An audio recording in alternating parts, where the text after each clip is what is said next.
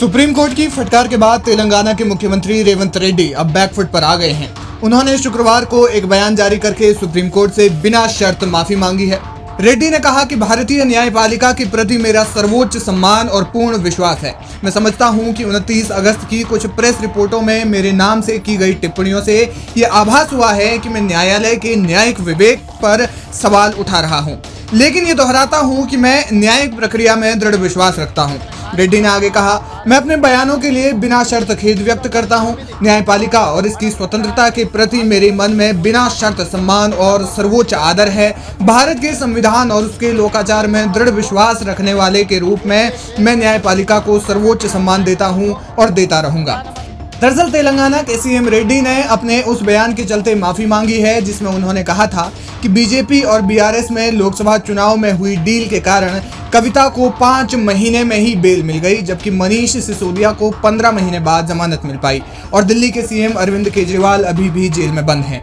रेड्डी की इस टिप्पणी पर सुप्रीम कोर्ट भड़क गया था। जस्टिस BR गवई ने कहा था कि रेड्डी एक संवैधानिक पद पर हैं, लेकिन उन्होंने बेहद गैर जिम्मेदाराना बयान दिया है। कोर्ट नेताओं से पूछकर नहीं, कानून के मुताबिक फैसले करती है। हमें इससे फर्क नहीं पड़ता कि हमारे फैसले को लेकर नेता अथवा कोई अन्य क्या कहता है।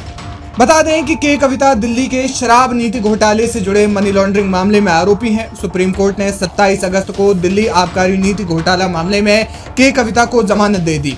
जस्टिस BR गवई और जस्टिस KV विश्वनाथन की बेंच ने ED और CBI दोनों मामलों में के कविता की जमानत मंजूर की है। कोर्ट का कहना था कि CBI ED की जांच पूरी हो गई है, इसलिए जांच के लिए अपीलकर्ता के कविता की हिरासत जरूरी नहीं है। के कविता 5 महीने से हिरासत में है। इस केस में 493 गवाह हैं, 50,000 दस्तावेज हैं। ऐसे में ट्रायल के जल्द पूरा होने की संभावना नहीं है, इसलिए जमानत दी जाती है। कोर्ट के फैसले के बाद तेलंगाना के मुख्यमंत्री रेवंत रेड्डी ने बयान दिया। उन्होंने कहा कि ये फैक्ट है कि BRS ने 2024 के लोकसभा चुनाव में बीजेपी की जीत के लिए काम किया।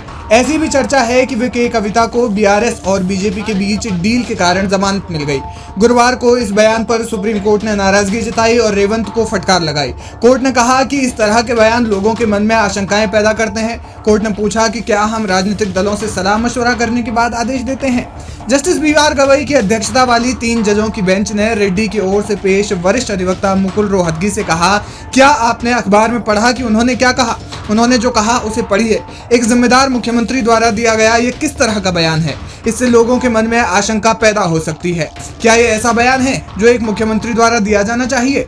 एक संवैधानिक पदाधिकारी इस तरह से बोल रहा है। बेंच ने कहा, उन्हें राजनीतिक प्रतिद्वंद्विता में कोर्ट को क्यों घसीटना चाहिए? क्या हम राजनीतिक दलों के साथ चर्चा के बाद आदेश पारित करते हैं?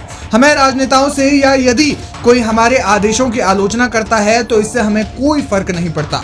हम विवेक और शपथ के अनुसार अपना कर्तव्य निभाते हैं। सुप्रीम कोर्ट ने यह भी कहा कि संस्थाओं के प्रति सम्मान दिखाना राजनीतिक दलों का मौलिक कर्तव्य है।